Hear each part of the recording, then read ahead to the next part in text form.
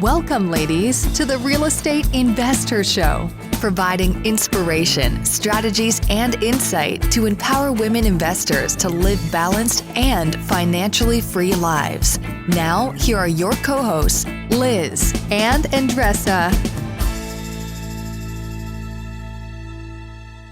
So in today's episode, ladies, we have Jhanel Wilson. She's a chemical engineer turned real estate investor. She has built up an 8-figure portfolio, and she's done it in a lot of different creative ways. I think what you're going to get most beyond just some great tips and strategies throughout the whole episode, we really weaved in and talked a lot about mastering relationship building. So we talk a lot about that, but not just talk about it, but actually give you examples and opportunities to really look at yourself and say, okay, how do I do this in a way that works for me?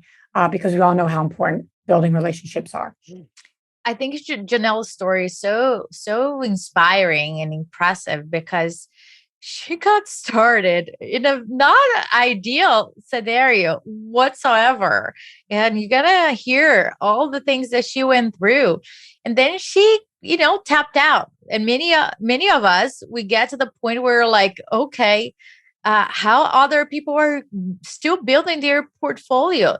So if that's you, if you reach your limit for lenders, you got to ask the question, how other people are still building their portfolio. And the key is leveraging relationships with your lenders, with your partners, with your tenants, and really taking care of people. And she's a master on this type of relationships. And I really recommend you especially for the introverts out there like me, this is one episode that can really narrow down how you were able to build a very successful portfolio. Welcome back, ladies. This is Liz. And this is Andressa. Welcome back to the Real Estate Investor Show, where we are all about what gives us life and passion is to empower women to live a financially free and balanced life. And balance gets a bad rap these days, but we want to keep talking about balance because it's possible. Yeah, it's whatever works for me, whatever works for you, not necessarily the same equal amount. And that is the key. We work different times of the day. And I said to my son and to my family another day, I was like, I don't really care the name of the day of the week. If it is Monday, Saturday, Sunday, that doesn't mean much to me. When I look at it, it's like, okay, Monday to Friday sounds to me like a quote unquote 9 to 5 kind of theory. And I want to live life where I don't know what day is today and I don't really care. I like that. Without further ado, Jhanel Wilson, thank you so much for being on. Thanks for sharing your story with us. We're going to jump into that in about a moment because I want to give a quick little story. But thank you so much for being here today. I am so excited. I feel honored. Thank you. You're welcome. Jhanel's got a fascinating background. I'm always selfishly I love what we do on Andressa, right? Because I just love getting insight and experience from these just rock star women doing amazing things. So I'm just very honored to be able to do this. So happy to have you on today. For those who are joining us for the first time, thank you. We appreciate you and appreciate your time very much. We don't take that lightly. We like to get to it as fast as we can. We're not BSers, if you will, but we do like to share, Andressa, like we always do. We like to kind of kick things off with one quick story to give you some, bring it into your life, whether it's serving the real estate investing need, business need, or just self-care, or just what comes up in life. So I have this week. And what's going on with it? I'm gonna give a really quick relationship building tip. Okay. So really quick story. I was away this past weekend. We had our Strive members event, which was amazing, but I was away. And so my husband decides to have a bonfire with 12 other guys in our backyard. And we're in a cute little community, but the homes are pretty close to each other. Single family, but they're pretty close. They're not okay. Just like a disclaimer. Is that yes? Everyone's okay. Everyone's okay. The house still yes, standing? Everything's still standing. Okay, so great. He puts the kids down. I have 2 little ones. He puts them down, and they all come over around 9:00. 12 guys in the neighborhood all walk over. And he's about 2 hours later, our neighbor, who's literally 12 to 15 feet away from us, comes over and says, "Hey, guys are really loud. I have some people over. Can you just kind of keep it down? And, and these are folks that we know well. They're really nice people. And my husband said, I'm so sorry, and we'll try to keep it down. And he's like, I'm really sorry, Brian. And the guy's name's Bruce, and we know that. We know our neighbors. And my husband's probably had like a couple bourbons, to be honest, and, just got a little confused. So, this is our neighbor, right? This is literally, we're not going anywhere, right? So my husband tells me this story and I'm like, oh my God. So what's interesting, where my story is beyond it being entertaining, this is where I want to tell the story. So the next day comes around and he says to me, he's like, I should do something. So he asked a couple guys the day after what he should do because, they were there with him and they heard what happened. And of course he asked me and I gave my opinion, but it's interesting to hear like different perspectives from these guys. A couple guys were like, what did they say? You don't have to go. Yeah, you don't have to go over there and apologize. He should come over and apologize to you. Let him go pound sand. A couple of these guys that, are just, I don't know. That's what their opinion was. Okay. And a couple other guys that are probably more my speed said, you need to go over there. Absolutely go over there immediately and just say how sorry you were and just kind of clean up. This is your neighbor, we were loud. And it's just so interesting how people have different perspectives based on who they are and where they come from. And not to judge anyone. Yeah. So here's what, of course, my husband was leaning towards, of course, doing that, but he just was curious to hear the guys' opinions. So later, I want the punchline of this. He goes over there. Of course, now I have a good story to tell. He goes over there and brings a really nice bottle of wine. He's like, what should I bring? I'm like, bring a nice bottle of wine. Everyone loves wine. I love wine, but I would love a bottle of wine. Bring a bottle of wine and just to say how sorry you were and just clean up. It's the right thing to do. So he goes over there. Opens the door and the neighbor was like, I am so glad you came over. That's like, oh God. He was like, I don't know what he was going to do. He's like, I got to tell you something. And he had a 6-pack of beer for Matt. So he's like, I was going to bring this over to you because I was really sorry about me coming over a little abruptly. And just, I don't think I really said it really nicely to you that evening. So they just kind of exchanged some laughs. They exchanged some booze. Okay. And I just say that because we come from like a place of just like, hey, this is what's come out. I'm cleaning up with people, not just because it was our neighbor, but it's the right thing to do. He was loud and his 12 neighbors were very loud and it was 11 o'clock in the evening. So I just come from the place of go with your instincts in life. And I know women do this very well, but how wonderful that he was ready to give Matt a sip. And he went in his fridge and he's like, I got this for you too. Like, how great was that versus Matt taking the other road of saying, you know what, it's a Saturday night. What's the big deal? And so I just think how wonderful it is to come from a place of like cleaning up with people, giving people a benefit of the doubt. And we need to continually do that. How justified or not justified we are, and how I'm really proud of my husband for doing that, and how wonderful of an exchange that he was ready to give my husband something. So I wanted to say that I think women overall do that well, but sometimes we get our feelings hurt and we're justified and we don't take that extra step. And that was awkward for him to go over there. I'm not going to lie. He's like, can you come? I'm like, I'm not going with you. You got to clean this mess up. You're going there by yourself. I'm not going there with you. I'm not apologizing. I wasn't even here. So I just think we need to make sure we're cleaning up with people and taking the high road. And we all need to be reminded of that because our egos come into play. So that's my story for the day. Well, I commend Matt. If you're listening to this, I commend you for really being vulnerable and taking it and taking a time to deep breathe with people that you trust and love. This experience got a lot of information because now he knows also how other people will react and who is playing the sand with. Absolutely. Not judging it, but it is just good information. And then trusting his instincts as well, because I think that there's a lot of pressure, especially on men, to just go with the like black and white and not trust their instincts and go for it. So proud of you, Matt. We'll tell him that because he doesn't listen to the podcast. That's okay. Jhanel, without further ado, what's that? Is it okay if I ask something? Because absolutely. I'm really big on relationships, and I tell people my investing strategy is relationship based. Because I tell people real estate investing is not just the money; it's about the relationships. So it is really important that you appreciate your relationships and you nurture them. And one of the things that you do to nurture them is like admit when you're wrong, you apologize, because it really makes people feel so much better. They feel like they matter, and when they continue to feel like they matter, they also exchange the same feeling with you. They want to make sure you matter too, and because they mutually felt that way, it made it even better that they're like, oh, I'm so relieved that you care how I feel. I'm relieved that, it goes both ways.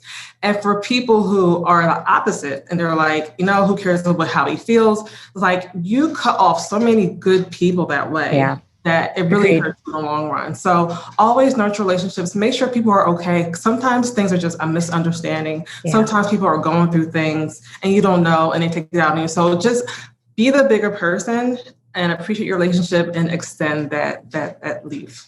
Yeah, I love that. And that's probably one of your recipes of how you've grown your portfolio. So great segue. Jhanel, we always like to kind of kick things off with the women we have on our show is just to, have them share a little bit about what got them into this business, what propelled them to begin investing. And so, if you don't mind, please share a little bit about your journey. I started out as a chemical engineer, and the same year I started working, my dad had a duplex that was going up for share sale and to be demolished because it had violations on it. So I kind of got thrown into it because I decided to try and save it. And I actually hadn't graduated when this whole debacle started, and I got a student loan to pay back the back taxes. And then after I started working, I used a credit card to pay for the violations to stop to get the violations fixed so it wouldn't get demolished. So that was how I kind of got thrown into it. But it was kind of a long process. I was only 22 at the time. I didn't really know what I was doing. And I was just taking the steps as I went along. At one point, I didn't really know what to do after I got those things fixed. I spent about $10,000 on this house, and it was a total renovation. And no one around me was doing real estate. My dad wasn't in position to help me, and I was going to sell it. And I got an offer for about $45,000. I was surprised because as soon as I told my grandmother, she found me a buyer for $45,000, and it made me think like, this is worth $45,000.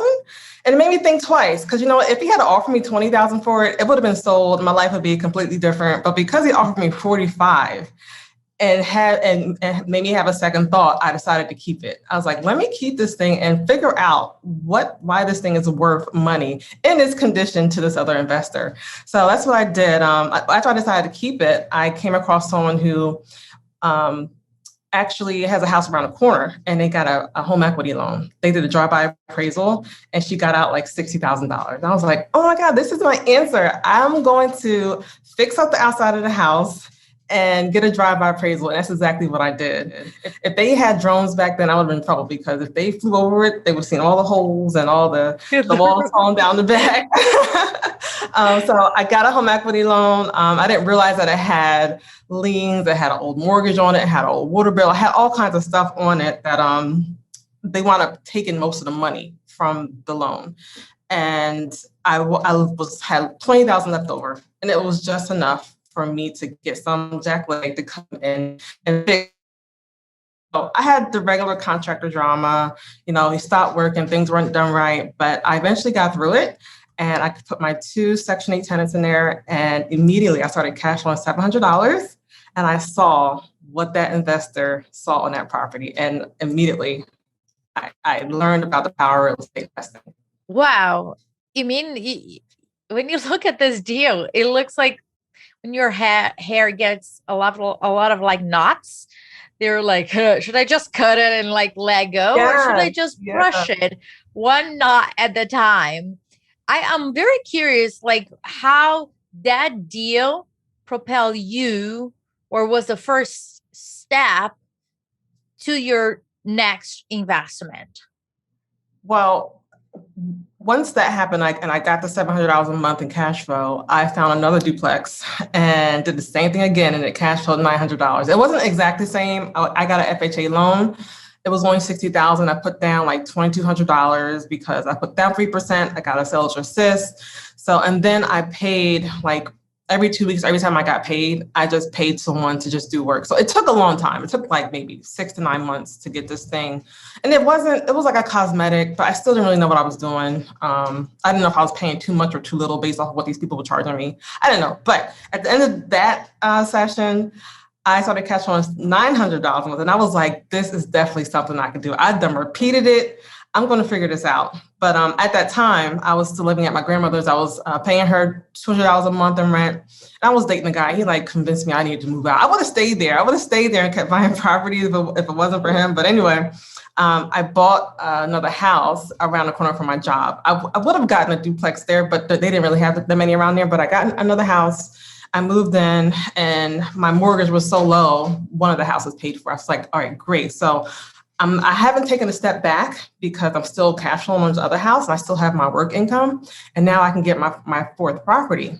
But I hit a roadblock where, even though on paper I can obviously afford it, because of how they do the calculations and debt to income, I could not qualify for another loan. So I hit a huge roadblock. So the next property, I actually, it was my great aunt's. And she was moving, she was older. And so I assumed her debts. I assumed her debts too. And then I got a credit card to do the repairs. I got approved for $8,000 on my credit card. And that's how much I spent to fix it. If I needed much more than that, but I did a lot of work myself. She had wood paneling, I just painted wood paneling. She had drop ceiling, I just painted drop ceiling. But I got that done. And because of her mortgage, this was in the subprime times, she had a countrywide mortgage. Her interest rate was 27%. Her loan was only, 27%. Whoa. Her loan was only for $30,000, but her payment, $10 on every payment went towards the principal. It was insane. And so because of that, I was like, I have to get another loan. I got to do something. And I could not get any kind of refinance loan. I couldn't qualify for anything. So I called my friend who actually took a $6,000 a real estate mentorship. I said, how are these guys getting these loans? Because I can't get approved. I can obviously afford it. And he said they get commercial loans. So he told me to call TD Bank and get a commercial loan. And that's what I did. That was like my first burr. I didn't really realize what I was doing, but back then I got a refinance loan. It appraised for $70,000. So I got to pay off that loan. And then I got like an additional 30, additional 20 something. So I got to pay off that credit card too. And I had this extra cash and I was like, oh my gosh, I figured it out. Commercial loans plus my credit cards. And it started like a whole nother strategy of how I started investing in it. And it really opened my eyes to a whole nother way with the commercial loans and credit cards. And then I discovered hard money lenders. And then it was like a wrap. I quit my job after that. But we can move on to that slowly. I love what you're saying though. And I want to put like a quote unquote, a pause over here to explain something to the ladies that are listening. And I learned that, and it didn't make too much sense to me, but it is what it is. So basically the bank, the residential side of the bank, don't know anything about what's going on the commercial side of the bank. So if you go to your regular person on the residential side and say, can you tell me more about commercial loans and how can I buy a property under my company's name? They're going to look at you as if you're has three eyes. Like, what are you talking about? So talk to the right side of the bank and don't get confused with the terminology of commercial loan. It's not for commercial properties. And that's why I think a lot of people get confused. No, what are you talking about? Commercial loan? That sounds like big amounts. And for commercial, it isn't. You can get a commercial loan for a single family house. That means that it's going to be under your company's name. And the numbers work a little different than other ones. Usually we are on September 2021, so things might change, right? Things might change. So, but usually it's like 75% loan to value. In construction, you might get 100% of the construction there. And during the construction process, you pay interest only. It's a beautiful thing. It's a beautiful thing. But you have other loans too, like portfolio loans and other things that focus on the asset.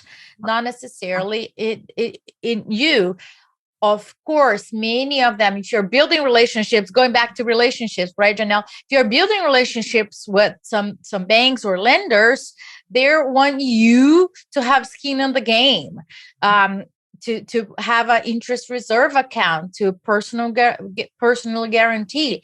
So it's not like one formula fits all. Your finances, your background, what's going on around you will impact how you do that. I like what Jhanel is saying because she asked the right questions. Okay, this is my situation. I hit my limit here. Now my question is, I'm sure other people also hit their limit. So how are they doing it? And that is a question that we need to ask ourselves many times during our real estate journey. How can I do it? It's not like, can I do this? Yeah. Oh, but there's a way. Figure it out a way, right? Because that's the way that will propel you don't need to invent the wheel. Nope. Ask questions and going back to what you said about the relationship, having the courage to ask others. Mm-hmm. To me, you save a lot of times and headaches. Mm-hmm. And for the women out there, they'll love to do things, by yourselves, figure out by yourselves. Right, Jhanel? Isn't it like this? What? Like, I don't care. I'm just going to ask the questions, get the information, and move forward. Mm-hmm. Yeah, but that's why you also have to be giving with your information too. It works both ways. It's less like relationships, give information and you get it. You definitely hurt more if you try to do this in secret. So, Jhanel, talk a little bit more about this. And I think I'm going to emphasize this a lot because on our community, we hear a lot of women saying, oh, can you mentor me? Or I need X, Y, and Z. And they don't get any response because they are not thinking about what they can offer to the other person. They are really looking to what can I get instead of what I can also give. So talk to me a little bit about that. So I'm torn right now because I've always been someone who will give information very freely, but I realize that I need to check that because there's people who will waste your time. So I try to just make sure I talk to people who are definitely in the mindset that they can receive it. So I will still help people for free, but I just need to make sure that they're in that receiving mindset. They have to have accountability and to know that they have control over life. If you're still in like a blame game thing, I probably don't waste my time. But if you're someone who receives the information and you take charge and you take action, then I will continue to try to help you. Because I really feel like a lot of what we're missing is information. And if I can give it to you and you are receptive and you will use it, I will help you. But for the most part, people are charging because we don't know who is going to suck our information and drain us, because it is draining to mentor people. Because a lot of times we really care. We want you to be successful. So you can't waste this energy on people who are not going to use it wisely.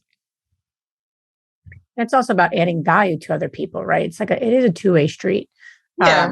And I've gotten emails just like people just start asking like literally 90 questions. I'm like, wow, that's a lot. I mean, and listen, we have a women's community to empower women, right? So that's my context. That's my purpose. That's my mission. But it's also in the context of everything else. I'm still pretty early, so I don't get bombarded yet. Yeah. At a time, like I'll answer general questions. I'm not going to go and try to figure out your situation. But if you have like a general thing, like how is it done, I will tell you. But I'm not going to figure out your personal situation. Yeah.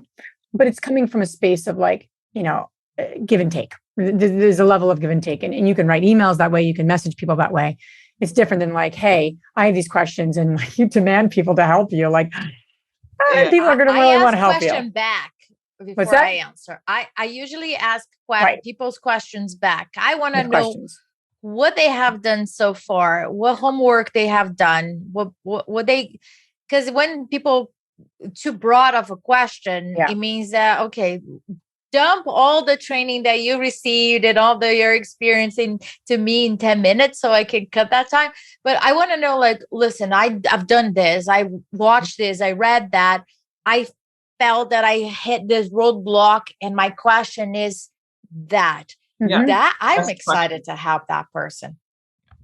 Yeah, absolutely. I wanted to circle back a little bit on the credit card conversation, because I don't share this much. I don't know if you know this, but we used a number of credit cards to flip houses early on, me and Matt. And I want to, like with any money, you have to use it with, you have to be careful, right? Obviously, using a credit card like in this space is something to be careful on. I'm grateful that we did it. I'm grateful we paid it off, and I'm grateful for all those things.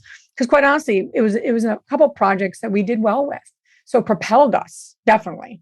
But I just want to mention really quickly, that was a different time too. That was 2006. So it was definitely before the first market crash. So that helped us to be able to do that. But my point though is, with any money that needs to get paid back, a HELOC, home equity line of credit, a line of credit, credit card, again, they're not all created equal, but they're all those like floating, that they're money to float projects. So you can, at the end, whether it's a refinance or a sale, you're going to pull that money out. So if you don't have that exit strategy, it's just a core rental property, and you don't know how you're going to get that money paid back, that's when those vehicles are tougher to use. And we've done that. We've used lines of credit on long-term assets wrongfully, not that we're, so I just want to put a pin in that for the ladies. They're tools, but again, those exit strategies become really important. I'm sorry. Yeah, you got to have a plan. You got to have a construction crew that that you trust, that's going to be done on time, that you can refinance when you're done and pay everything back. Know your values, know your numbers for refinance. Don't be conservative with your numbers too. Yeah. So know for a fact that, and be there for the appraisal. Like there's a strategy to getting appraisals. So do all those things and make sure you get your values, refinances, and you can pay them back. Well, that's a good segue. And you touch on a very a special topic for me, because I think that is the point. You did a beautiful job on the renovation. You select beautiful finishes, but then the appraisal, right? That is the part that you're like sizzling the deal, basically, isn't it? You're not like convincing people or anything. You're just guiding them and showing them this is all the work that was done over here. Mm-hmm. You show professionalism too. You show them how. Like showing the house and showing everything. You take pride of it, not being there during the walkthrough, or not having somebody from your team if he's out of state being there. I think it's just a missing opportunity. So I'm curious to hear from you. Like, what are your tricks? Like, share the secret sauce over here. What do you do in order to get your money back at the end of like a refi? What do you do? Well, first of all, I do rentals, and I do them in mostly C neighborhoods. So I don't put a lot of high-end finishes. Really what matters is the presentation and the perception of your place. So I don't put in granite countertops, but everything is painted, everything is clean, and I do stage it a little bit. I will put plants and hang up pictures and make sure it smells good, like it's not musty or anything like that, because it really is all about the perception. So the appraiser walks in there, and most of my properties are like triplexes and stuff, so they got to be focused on drawing out the thing. So they don't really pay attention to detail that much, and I show them the comps of what I want. So you have to frame it. You got to frame it. So the comps, nice presentation, and I pretty much get what you're looking for. Love that. And it's so important, right? It's like you have to be a stand for your own projects. And I think that's something that all of us women have to, right, on just get and own and just become, because if not, no one's going to be looking out for you the way you need to look out for your own projects. Yeah, we're going to mind your money but you. So well, that is something that I don't think, if I can be present there, that is something that I wouldn't delegate, right? Now, if it's like the house is like I am in Philadelphia, the house is, another 5 hours away from me, then I wouldn't be there, but I would definitely have somebody that represents me. But that's something that if I am able, that's where I would like to really be there. That's where I would like to shine and build that relationship. I treat appraisers like, when you're going to get a vaccine or or something. And then I don't want the person's, like the nurse's experience with the previous person to affect me. Right. I don't know if I already told you this, Liz.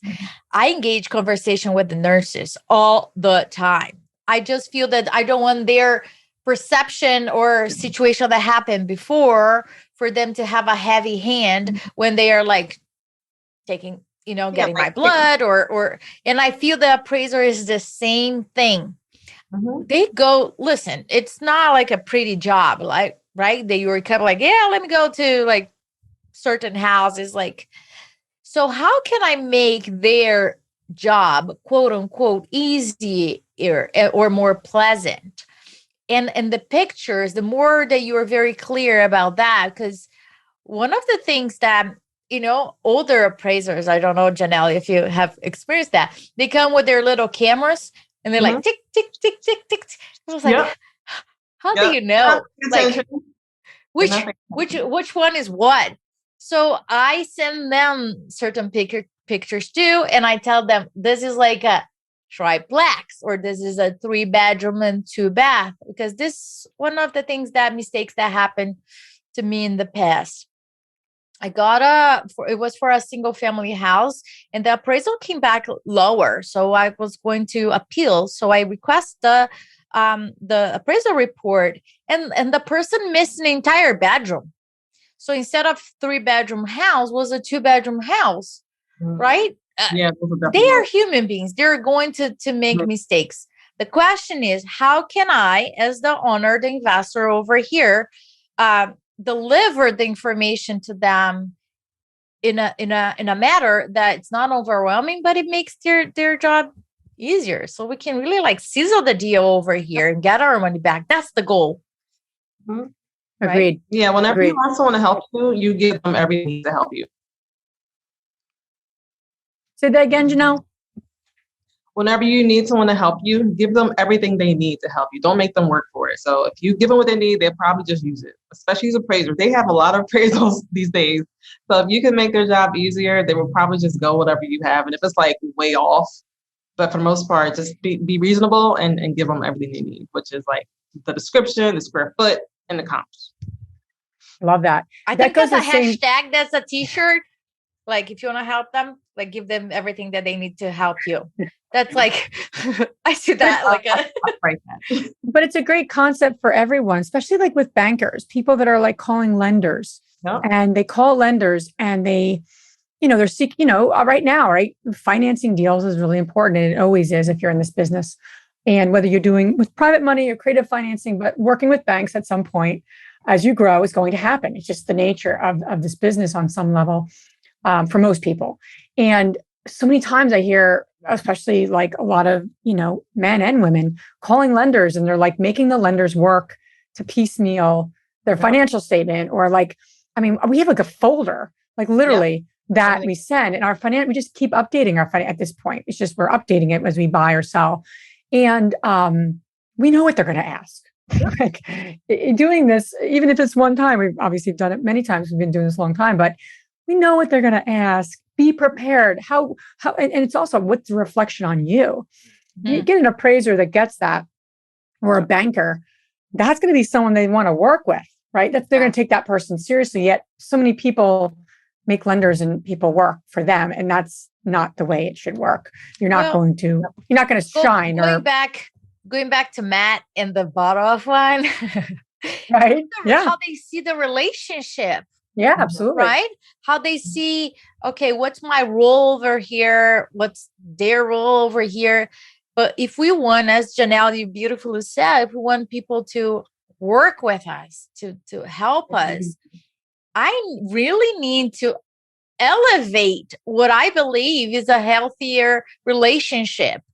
Because it's going to just either get better and better moving forward. They're going to answer your emails. They're going to answer your calls when you need, because it's a pleasant experience. And they know that with you, they're not going to have to really drag to get the information they need to move the loan moving forward. So just going back, I think it's all about the relationship in every single situation, with appraiser, with with the lender, with partnerships.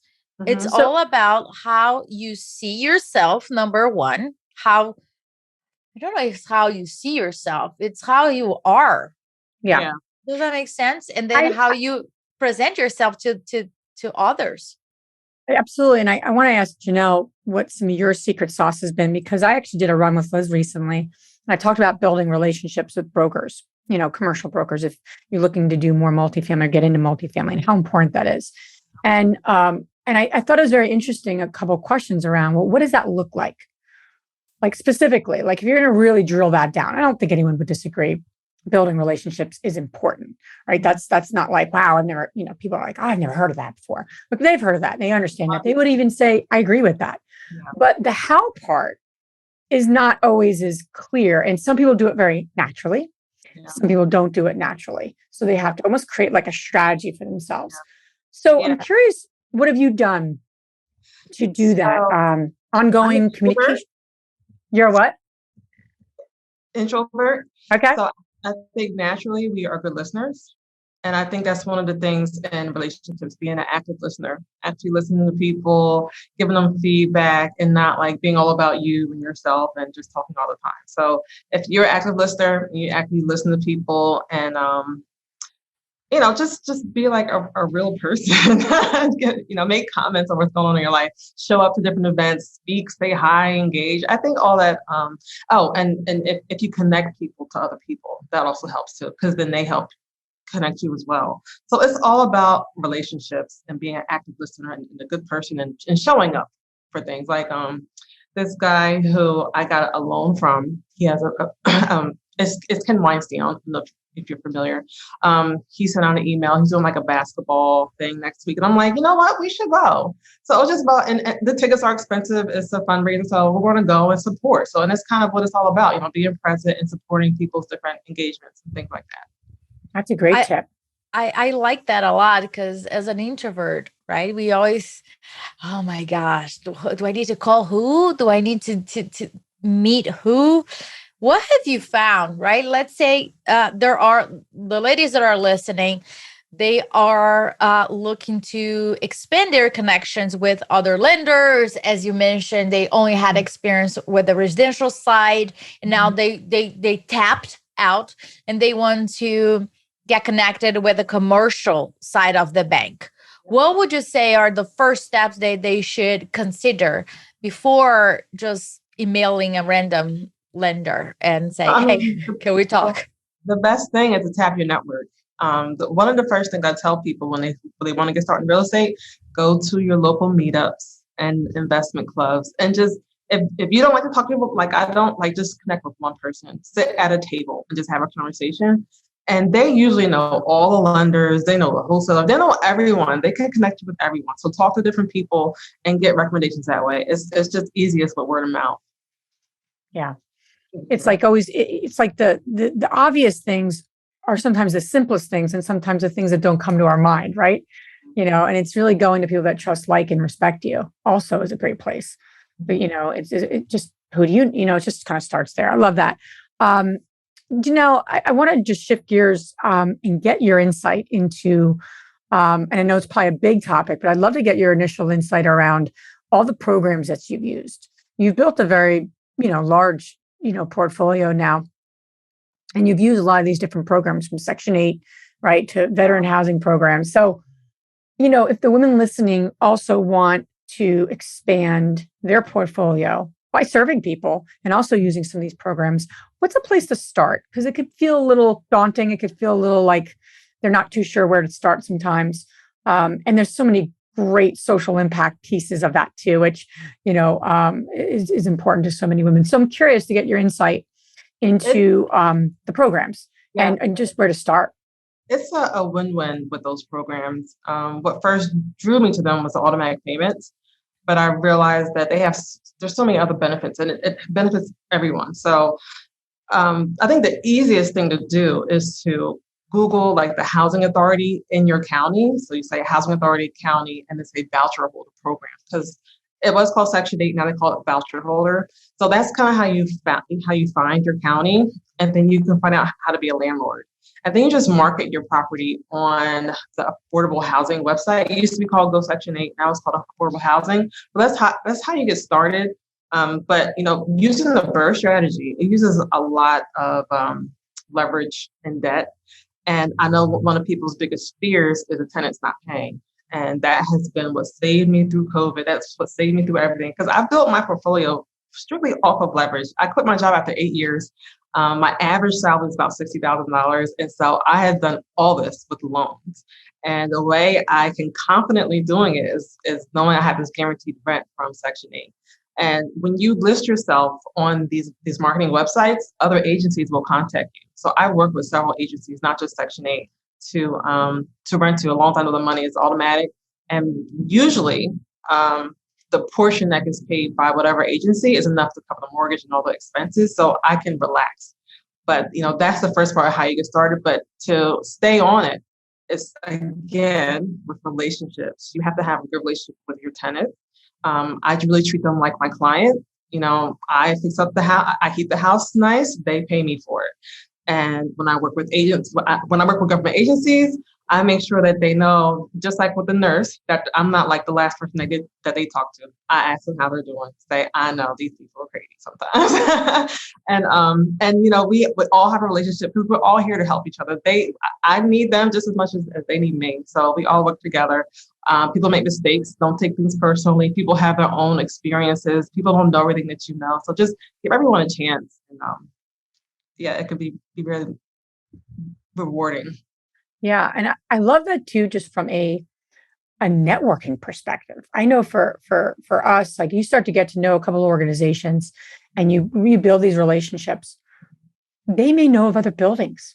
They may know of other resources. They may know other programs coming down the pike that could be a win-win, right? Serving the community, serving the tenant, and creating the the income in terms of rental income, which you need to make all of this work for us as landlords.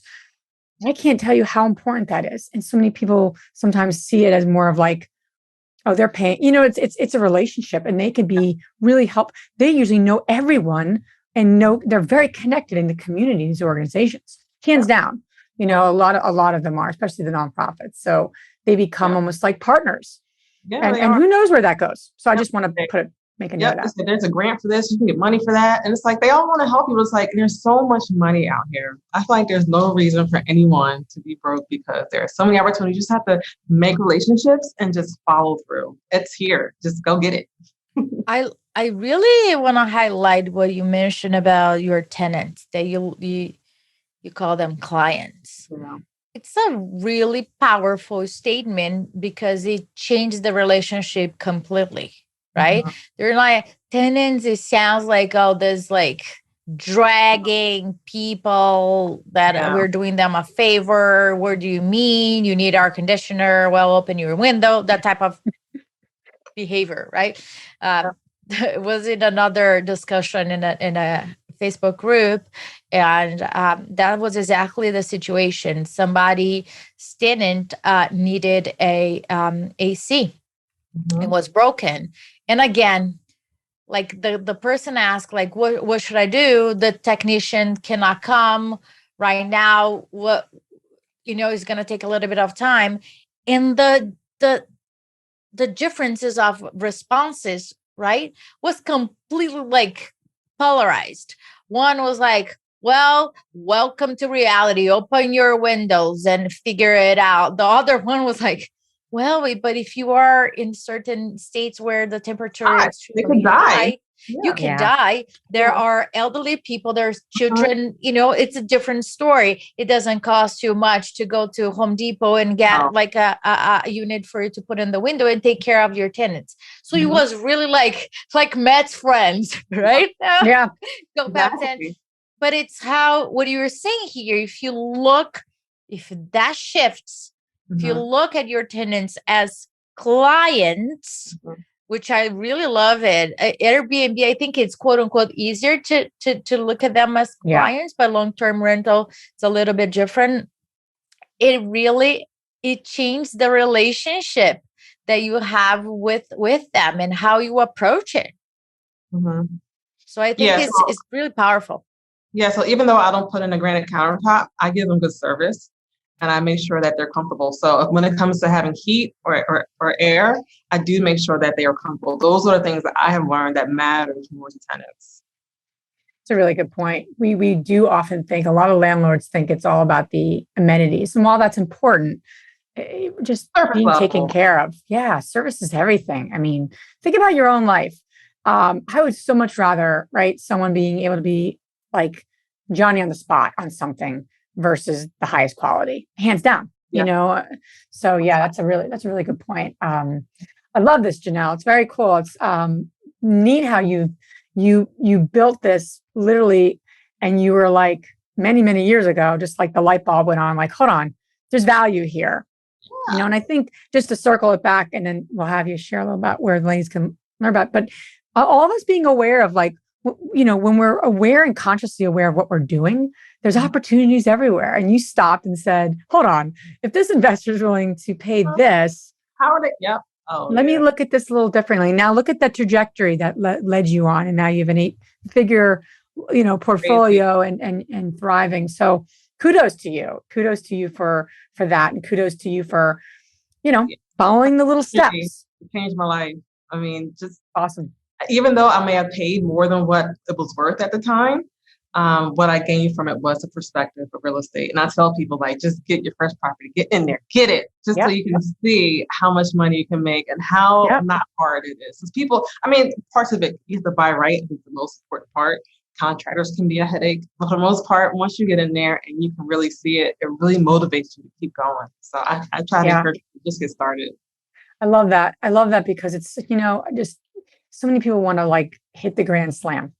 They want to make like $500 a door and just like get this like premier property underway. Quite honestly, it's more important than getting it done is more important than how much money you make. Because by that, right, you're going to be propelled. We don't want you to lose money, but even if you do lose money, you won't lose it again, and you'll learn. Yeah. So very cool. Jhanel, where can the ladies listening learn more about you and you know, follow along in your journey? I post a lot on Instagram of like what's going on with my contractors, my tenants. I've been teaching a lot about real estate and estate planning. I'm big on estate planning. On Instagram, my handle is Jhanel Wilson. And then I have a website, jhanelwilson.com, where it's kind of in beta mode, but I'm trying to get it together. Awesome. All this information you guys can find on our show notes. Now we're going to transition to our fabulous 3 questions. And the first one is, Jhanel, what's the most transformational book you ever read? Transformational. I read a lot of good books. I think the ones I like the most are relationship based. So How to Win Friends and Influence People. I think everyone should read that book. Read it over and over and over again until it becomes you. I think that's the biggest one. Awesome. The second question is, what's the most powerful routine that you do to create a financially free and balanced life?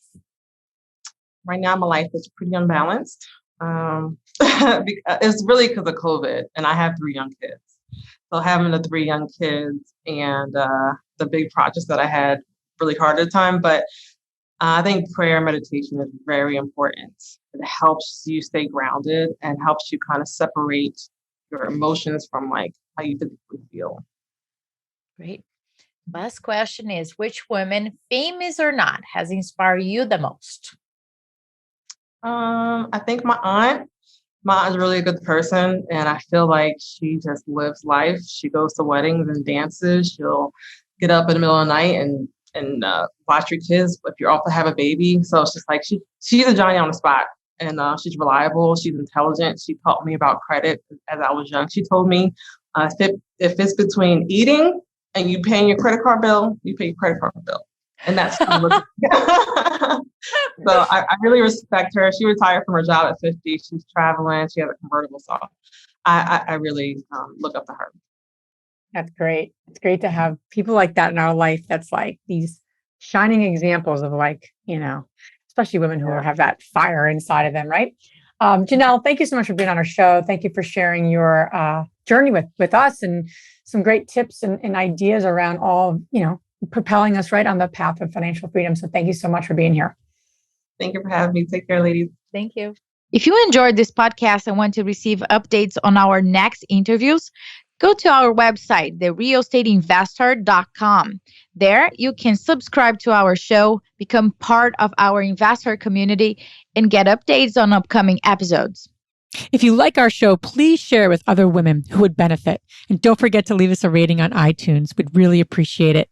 And as always, we encourage you to take one action as a result of today's show and put it into motion so you can live both a financially free and balanced life. Thanks for spending time with us. Ciao.